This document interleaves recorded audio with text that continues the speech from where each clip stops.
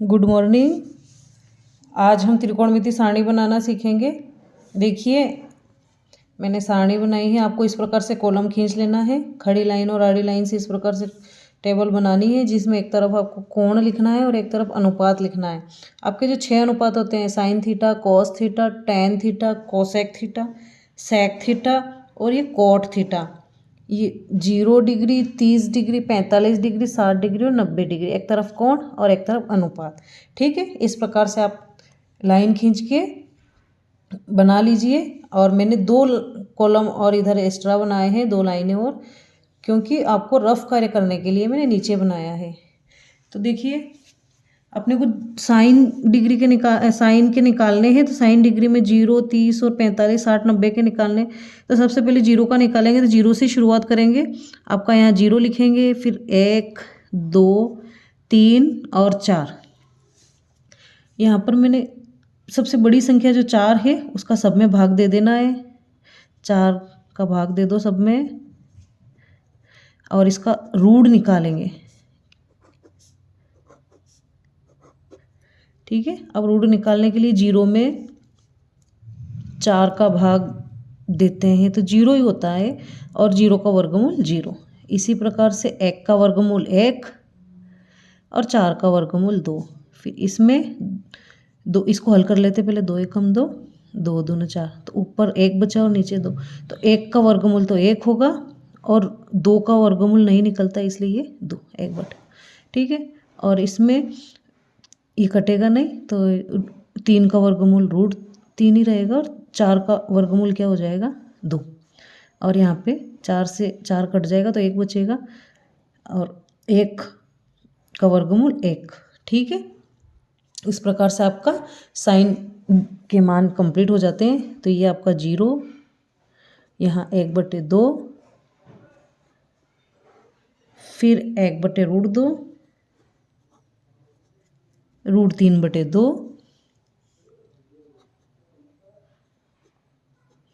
और 1। ठीक है, आपने यहाँ पर साइन के मान निकाल लिए हैं। अब कॉस के मान निकालने हैं, तो कॉस के मान निकालने के लिए क्या करेंगे, ये जो मान है ये यहाँ से लिखना स्टार्ट कर देंगे। इस क्रम को बदल देंगे, मतलब पीछे से लिखना शुरू कर देंगे। यहाँ 1 विपरीत क्रम में लिखना शुरू कर देंगे।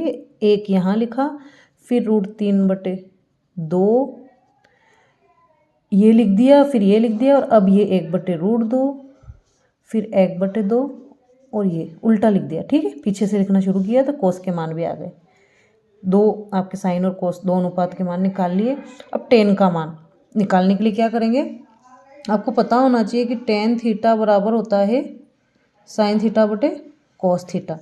अब साइन थीटा बटे कोस थीटा, तो यहाँ आपका साइन का मान भी है और कोस का मान भी है। तो ये साइन ऊपर है और नीचे कोस है, तो आप यहाँ पे भाग लगेगा। साइन में किस कोस का भाग देंगे अपन, तो यहाँ देखो ये 0 है, और 0 में 1 का भाग देंगे तो क्या आएगा, 0।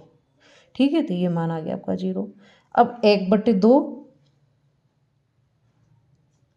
में भाग देंगे रूट 3/2 का, भाग दे दिया। अब यहाँ पे 4 संख्याएं होगी, तो यहाँ इनको 1/2 तो ये लिख दिया, गुणित ये चौथी संख्या जो है कहाँ जाती है, ऊपर, और रूट 3 नीचे आ जाएगा। गुणा में लिखने पर भाग को गुणा में बदलते हैं, तो 1/2 तो ये तो ऐसा ही रहेगा। और आपका 2 जो है चौथी संख्या जो ऊपर जाती है और तीसरी संख्या नीचे आती है, 2 से 2 कट जाता है, तो 1/√3 बचेगा। क्या बचेगा, 1/√3। तो यहाँ लिख देंगे 1/√3।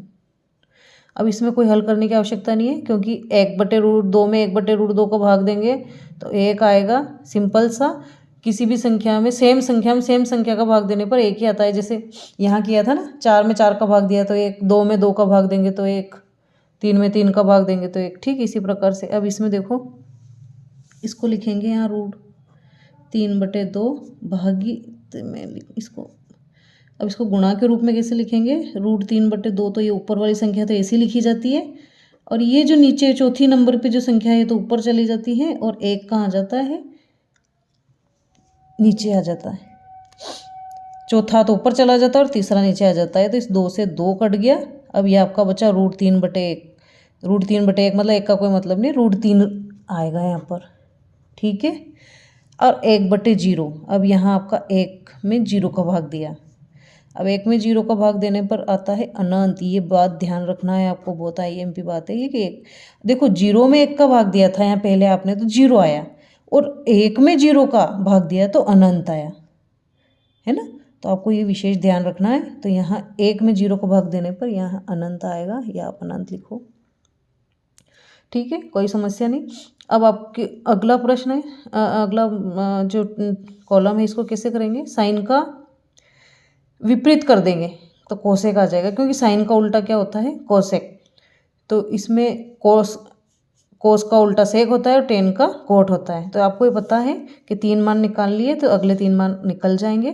तो यहाँ इसको विपरीत कर दो, 0 के बटे में कुछ नहीं है तो 1 कर दो, बटे में 1 कर देंगे, और अब इसको उल्टा कर दो तो 1/0 आ जाएगा। यहाँ पर जैसे 0 और इसके बटे में कुछ नहीं है तो 1 मान लिया। अब इसको विपरीत कर दो तो ये आपका क्या आ गया, 1/0, और 1/0 का मान क्या होता है, अनंत, तो ये अनंत लिख दिया। इसको उल्टा करेंगे 1/2 तो 2/1 क्या होगा, इसका विपरीत 2/1, तो 2 और नीचे 1 का कोई मतलब नहीं है।